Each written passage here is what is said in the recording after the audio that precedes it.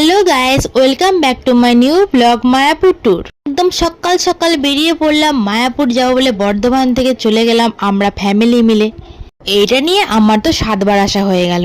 মায়াপুর ঢুকতে ঢুকতে আমাদের তো বেজে গেছিল প্রায় একটা। কি আমরা প্রথমে খাবারের কুপন কেটে আগে খেতে চলে গেলাম। প্রথমেই কুপন কেটে জুতো খুলে ফাইনালি লাইনে দাঁড়িয়ে পড়লাম। খাবারের কুপন শুরু হয় মাত্র 40 টাকা থেকে, এরপর 80 টাকা 100 টাকা কত কাটতে পারো।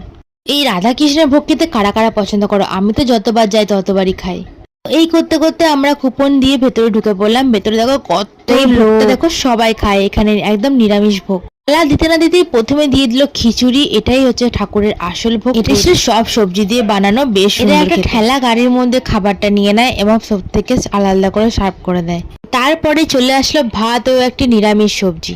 সবজিটাও বেশ সুন্দর খেতে ছিল, খুব দুর্দান্ত। এরপরে দিয়ে দিল ডাল দিয়ে ভাত মাখিয়ে খেতে কার না ভালো লাগে। দিয়ে দিল ছ্যাঁচড়া টাইপসের একটি সবজি। কে দেখো সবাই কত ভক্তি নিয়ে খাচ্ছে, ঠাকুরের ভোগ বলে কথা। এই করতে করতে পাটে পড়ে গেল চাটনি। দিকে দেখো ওদের রান্নাঘরে এত এত লোকের খাবার কিভাবে তৈরি হয়। খাওয়া দাওয়া শেষ করে হাত ধুয়ে তো বেরিয়ে পড়লাম। এরপরে আমরা যাব গোশালা। এটি দেখো মায়াপুরের মেন মন্দির, যেটা ওয়ার্ল্ড বিগেস্ট মন্দির। ফাইনালি আমার টোটোতে চেপেই পড়লাম, গোশালা যাচ্ছি এখন আমরা সবাই মিলে।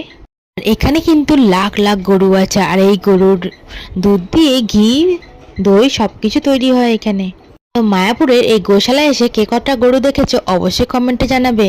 তারপর আমরা 50 টাকায় নিয়ে নিলাম সেখানকার খাঁটি মিষ্টি দই। খাওয়া দাওয়া শেষ করে এবার একটু রেস্ট নিই, মন্দির ঘোরার পালা।